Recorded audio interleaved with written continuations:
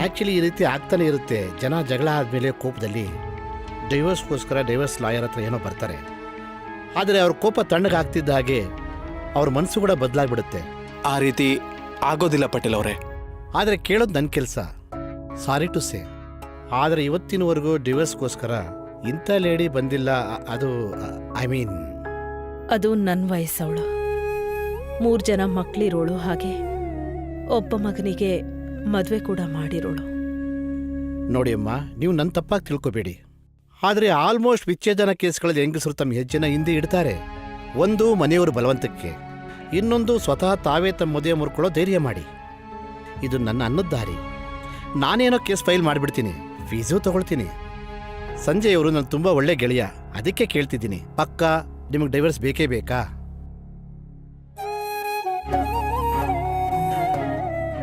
ನೋಡಿ, ನಂದೇನು ಹೋಗೋದಿಲ್ಲ. ಆದರೆ ನಿಮ್ಮ ಟೈಮು ಮತ್ತು ದುಡ್ಡು ಎರಡೂ ವೇಸ್ಟ್ ಆಗುತ್ತೆ. ಅದಕ್ಕೆ ಸ್ವಲ್ಪ ಯೋಚನೆ ಮಾಡಿ, ಸರಿಯಾದ ನಿರ್ಧಾರ ತಿಳಿಸಿ ನೀವು.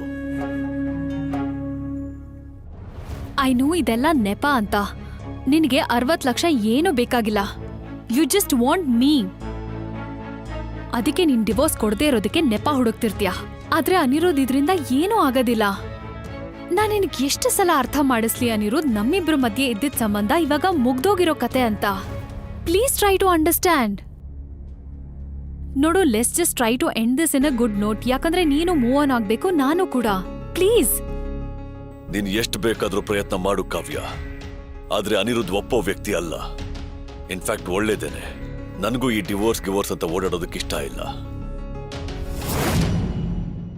ನನಗ್ ಡೈವರ್ಸ್ ಬೇಕು. Okay then. ಸಂಜಯ್ ಅವರು ನನಗೆ ಈ ಕೇಸ್ ಬಗ್ಗೆ ಸ್ವಲ್ಪ ಮಾಹಿತಿನ ಕೊಟ್ಟಿದ್ದಾರೆ. ಸೊ ಕೇಸ್ ಮಾಡಬೇಕು ಅಥವಾ ಮುಂದುವರಿಬೇಕಾದ್ರೆ, ಡೈವರ್ಸ್ ತಗೋಬೇಕು ಅಂದರೆ ಮೊಟ್ಟ ಮೊದಲನೇದಾಗಿ ನಾವು ಮಾಡಬೇಕಾಗಿರೋ ಕೆಲಸ ಏನು ಅಂದರೆ, ನಾವು ಯಾವ ಕಾರಣಕ್ಕಾಗಿ ಡೈವರ್ಸ್ ತಗೋತಾ ಇದ್ದೀವಿ ಅನ್ನೋದು. ನೋಡಿ, ನಾನು ನಿಮ್ಗೆ ಅರ್ಥ ಮಾಡಿಸ್ತೀನಿ. ನೀವಿದ್ದು ಕೂಡ ನಿಮ್ಮ ಗಂಡನಿಗೆ ಬೇರೆ ಯಾರ ಜೊತೆನಾದರೂ ಎಕ್ಸ್ಟ್ರಾ ಮೆರಿಟಲ್ ಎಫೈರ್ ಇದ್ದರೆ, ಮೆಂಟಲ್ ಟಾರ್ಚರ್, ಅಬ್ಯೂಸಿವ್ ಬಿಹೇವಿಯರ್, ಅದು ಫಿಸಿಕಲ್, ಮೆಂಟಲ್ ಅಥವಾ ಎಮೋಷನಲ್ ಆಗಿರ್ಬೋದು, ಅಥವಾ ಇನ್ನೇನಾದರೂ ಬೇರೆ ಆರೋಪ ಇದೆಯಾ? ನೀವು ಅವ್ರ ಮೇಲೆ ಆರೋಪ ಮಾಡಬೇಕು ಅಂತಿರೋದು? ಯಾವ ಆರೋಪನೂ ಹೊರಿಸಲ್ಲ. ಆದರೆ ನಾವು ಬೇರೆ ಹಾಕಬೇಕು. ಅಲ್ಲ, ಅವ್ರು ನಿಮಗೆ ಚೀಟ್ ಅಂತೂ ಮಾಡಿದಾರಲ್ವಾ? ಹಾಗಾದ್ರೆ ನೀವು ಕೋರ್ಟಲ್ಲಿ ಇದನ್ನ ಹೇಳಕ್ಕೆ ಯಾಕೆ ಇಷ್ಟ ಇಲ್ಲ? ಹೇಳೋದ್ರಿಂದ ಏನಾಗ್ಬಿಡುತ್ತೆ? ಸಂಬಂಧ ಮುಗಿಸ್ಬೇಕು ಅಂದ್ರೆ ಒಬ್ರ ಮೇಲೊಬ್ರು ಕೆಸರೆರ್ಚ್ಕೊಂಡು ಬೇರೆ ಆಗೋ ಅವಶ್ಯಕತೆ ಇಲ್ಲ ಅಲ್ವಾ? ಹೆಚ್ಚು ಅಂದ್ರೆ ಏನಾಗ್ಬಿಡುತ್ತೆ? ಜನ ನನ್ನನ್ನ ತಪ್ಪು ತಿಳ್ಕೋತಾರೆ, ಸಮಾಜ ನನ್ನ ಮೇಲೆ ದೋಷ ಹೊರಿಸುತ್ತೆ. ಯಾಕಂದ್ರೆ ನಾನು ಡೈವರ್ಸ್ ತಗೋತಾ ಇದ್ದೀನಲ್ವಾ? ಆದ್ರೆ ನನ್ಗೆ ಅದರಿಂದ ಏನೂ ಆಗ್ಬೇಕಾಗಿಲ್ಲ. ನನ್ನ ಪರಿವಾರಕ್ಕೆ ಎಲ್ಲ ಗೊತ್ತಿದೆ, ನನಗದಷ್ಟೇ ಸಾಕು. ಹೊರಗಿನವ್ರ ದೃಷ್ಟಿಲಿ ಒಳ್ಳೆಯವಳಾಗೋದಿಕ್ಕೆ ನಾನು ನನ್ನ ಮನೆ ಪರಿವಾರದ ಮರ್ಯಾದೆ ಯಾವತ್ತೂ ಕಳೆಯಲ್ಲ. ನಾನೀ ಸಂಬಂಧನ ಮುಗಿಸ್ಬೇಕು ಅಷ್ಟೇ. ಅದರಿಂದ ನಾವಿಬ್ರು ನಮ್ ಬದುಕನ್ನ ನೆಮ್ಮದಿಯಿಂದ ನಡೆಸ್ಕೊಂಡು ಹೋಗ್ಬೋದು. ಓಕೆ ಫೈನ್, ನಾವೊಂದು ಕೆಲಸ ಮಾಡೋಣ, ಮ್ಯೂಚುವಲ್ ಸಪರೇಷನ್ಗೆ ಹೋಗೋಣ. ಮತ್ತೆ ಅಲಿಮನಿ ಅಂದರೆ ಜೀವನಾಂಶ ಎಷ್ಟು ಬೇಕಾಗುತ್ತೆ, ಮತ್ತೆ ಅವ್ರ ಪ್ರಾಪರ್ಟಿ, ಎಸೆಟ್ಸ್, ಇದೆಲ್ಲ. ನನಗೆ ಜೀವನಾಂಶ ಏನು ಬೇಡ. ನೋಡಿ, ಡೈವರ್ಸ್ ಆದಮೇಲೆ ಪ್ರತಿ ಮಹಿಳೆಗೂ ದುಡ್ಡಿನ ಸಮಸ್ಯೆ ಬಂದೇ ಬರುತ್ತೆ. ಅದಕ್ಕೆ ಸರ್ಕಾರ ಮತ್ತೆ ಕೋರ್ಟ್ ಇಬ್ರು ಎನ್ಶ್ಯೂರ್ ಮಾಡ್ಕೋತಾರೆ. ಗಂಡನ್ ಡೈವರ್ಸ್ ಆದಮೇಲೆ ಫೈನಾನ್ಷಿಯಲ್ ರೆಸ್ಪಾನ್ಸಿಬಿಲಿಟಿ ಅಂದ್ರೆ ತನ್ನ ಆರ್ಥಿಕ ಜವಾಬ್ದಾರಿಯಿಂದ ಹಿಂದೆ ಸರಿತಾನ ಅಂತ. ಗೊತ್ತಿದೆ, ಅರ್ಥ ಆಗತ್ತೆ. ಈ ಜೀವನಾಂಶ ಉಪಕಾರ ಅಲ್ಲ, ಅಧಿಕಾರ. ಅದನ್ ಕಾನೂನು ಒಬ್ಬ ಮಹಿಳೆಗೆ ಕೊಟ್ಟಿದೆ, ಯಾಕಂದ್ರೆ ಮನೆ ಬಿಟ್ಟ ಮೇಲೆ ಅವಳ ಬದುಕು ಬೀದಿಗೆ ಬರಬಾರ್ದು ಅಂತ.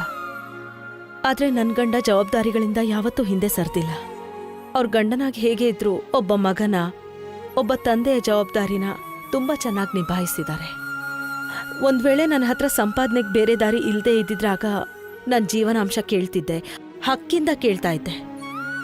ಆದ್ರೆ ನನ್ಗೀಗ ಹಣದ ಅವಶ್ಯಕತೆ ಇಲ್ಲ. ನಾನು ನನ್ನ ಕಾಲ್ ಮೇಲೆ ನಿಂತ್ಕೊಳಕ್ ಬಯಸ್ತೀನಿ. ಆದ್ರೆ ಅಕ್ಕ, ಅವ್ರ ಲೈಫ್ ಸ್ಟೈಲ್ನಲ್ಲಿ ತುಂಬಾ ಬದಲಾವಣೆ ಆಗ್ಬಿಡುತ್ತೆ. ಸಂಜುವಣ್ಣ, ನನ್ಗೇನ್ ಬೇಕೋ ಅದು ನನ್ನ ಹತ್ರ ಇದೆ. ಹಾಗೆ ನನ್ನ ಹತ್ರ ಏನಿಲ್ವೋ ಅದು ನನಗ್ ಬೇಕಾಗಿಲ್ಲ. ಹೋ, ಐ ಕಾಂಟ್ ಬಿಲೀವ್ ದಿಸ್. ಇಷ್ಟೆಲ್ಲ ಕಷ್ಟಗಳನ್ನು ಅನುಭವಿಸಿದ ಮೇಲೂ ಎಷ್ಟು ಸಹನೆ ಹಾಗೆ ಕ್ಷಮಿಸೋ ಗುಣ ನಿಮ್ದು.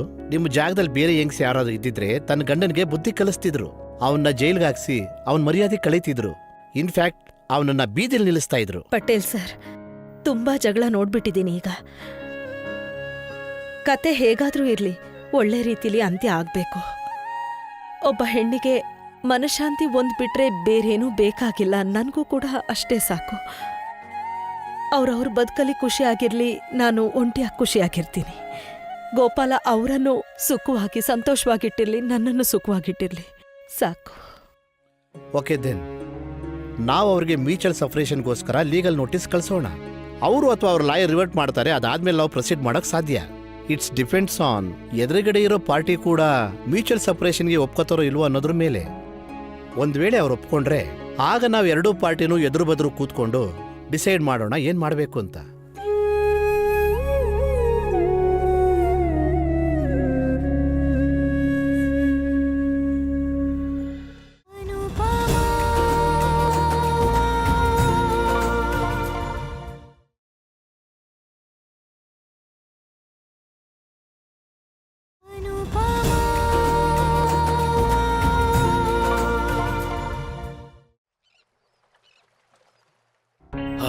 ಇಷ್ಟು ದಿನ ಆದ್ಮೇಲೆ ಆಫೀಸಿಗೆ ಬಂದು ಏನೋ ಒಂಥರ ಸಮಾಧಾನ ಆಗ್ತಿದೆ. I feel so much at home. ಸರಿ ತಗೊಳ್ಳಿ, ಕೊರಿಯರ್ ಬಂತು. Okay, thank you.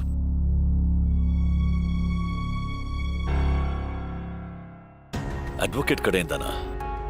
ನೋಡು, let's just try to end this in a good note. ಯಾಕಂದ್ರೆ ನೀನು ಮೂವ್ ಆನ್ ಆಗ್ಬೇಕು, ನಾನು ಕೂಡ.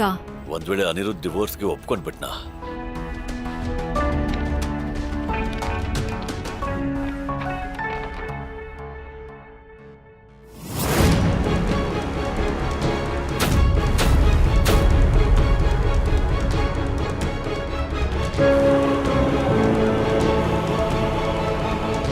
V mister Gopal Gupta and sons ಪ್ರಾಜೆಕ್ಟ್ನ ಇವನ್ಗೇನಾಯ್ತು?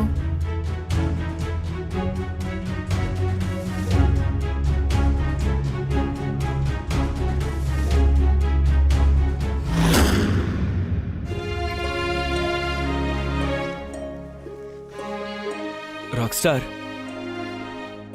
You okay?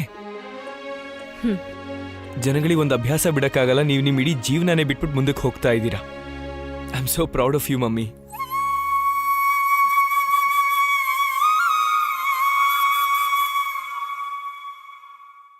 ನಂದು ಮಮ್ಮಿ ಯಾಕೋ ತುಂಬಾ ಸೈಲೆಂಟ್ ಆಗಿದ್ದಾರೆ. ಬೇರೆ ಇನ್ನೇನಾದ್ರೂ ಇದ್ರೆ ನಾನು ನಿಂಗೆ ಹೇಳ್ತೀನಿ. ಹೋಯ್ತು ನೋಡಿ ಕುದುರೆ. ನೀನು ಕುದುರೆ ನಡೆಸಿದ್ದೆ, ಈ ಮಂತ್ರಿ ಎಲ್ಲಿದ್ದ ಬಂದ? ಮಂತ್ರಿ ಆ ಕುದುರೆ ಮೇಲೆ ಕೂತ್ಕೊಂಡು ಬಂದಿದ್ದ ಬಾವಾ. ಪಾವನಿ ಕೆಮಿಸ್ಟ್ರಿ ಹೋಮ್ವರ್ಕ್ ಮುಗಿತಾ? ಮಾಡ್ತಿದ್ದೀನಣ್ಣ. ಇದ್ರ ಅರ್ಥ ಏನು ಅಂತ ಹೇಳು.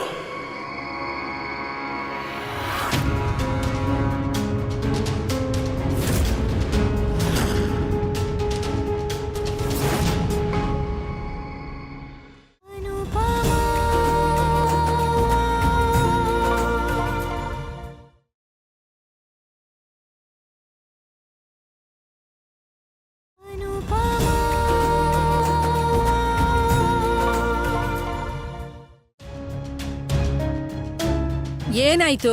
ನೀನ್ ಯಾಕೆ ಇಷ್ಟೊಂದು ಕೋಪದಲ್ಲಿದ್ಯಾ? ನಿನ್ ಕೈಯಲ್ಲಿರೋದು ಏನದು? ನಿಮ್ಮ ಸೊಸೆ ನನಗೆ ಡಿವೋರ್ಸ್ ಪೇಪರ್ಸ್ ಕಳಿಸಿದ್ದಾಳೆ. ಏನು?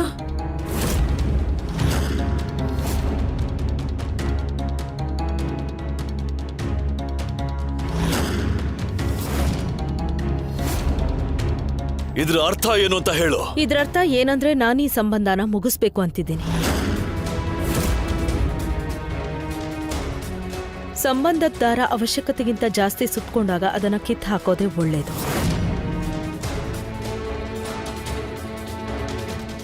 ಆ ಸಿಟ್ನ ಬಿಡ್ಸಕ್ಕಾಗ್ಲಿಲ್ಲ ಅಂದ್ರೆ ಮಮ್ಮಿ ಅದನ್ನ ಕಿತ್ತು ಹಾಕ್ಬೇಕು.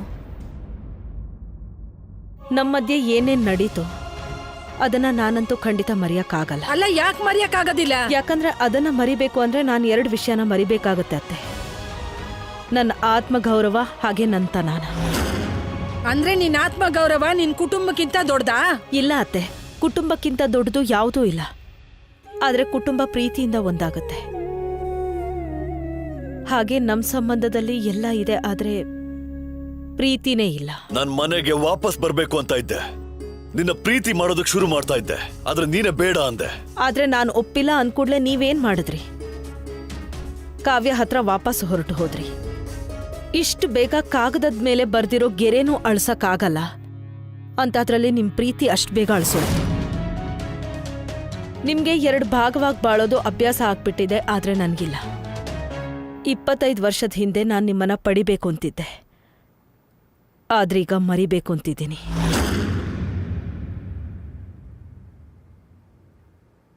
ಗೊತ್ತಿದೆ ನಿಮಗ್ ನೋವಾಗತ್ತೆ, ದುಃಖ ಆಗತ್ತೆ, ಆದ್ರೆ ಇದೆಲ್ಲ ಆಗೋದ್ರಿಂದ ಈ ಸಂಬಂಧ ಮುಗಿದು ಹೋಗ್ತಿದೆ ಅಂತಲ್ಲ, ಬದಲಾಗಿ ಈ ಸಂಬಂಧನ ನಾನ್ ಮುಗಿಸ್ತಿದ್ದೀನಿ ಅಂತ.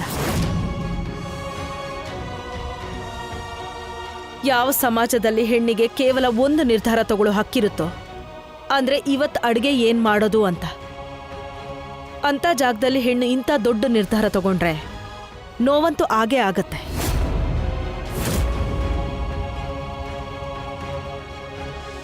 ನಿಮಗ್ ಬೇಕು ಅಂದಾಗ ನೀವು ಕಾವ್ಯ ಹತ್ರ ಹೋಗ್ಬಿಡ್ತೀರಾ, ನಿಮಗ್ ಬೇಕು ಅಂದಾಗ ಎಲ್ಲಿಗೆ ಬಂದ್ಬಿಡ್ತೀರಾ. ಹಾಗೆ ಎಲ್ಲಿವರೆಗೂ 2 ಬಾಗ್ಲು ತೆರೆದಿರುತ್ತೋ ಹೀಗೆ ನಡೀತಾ ಇರುತ್ತೆ. ಅದಕ್ಕೆ ನಾನು ಒಂದು ಬಾಗ್ಲನ್ನ ಶಾಶ್ವತವಾಗಿ ಮುಚ್ತಾ ಇದ್ದೀನಿ.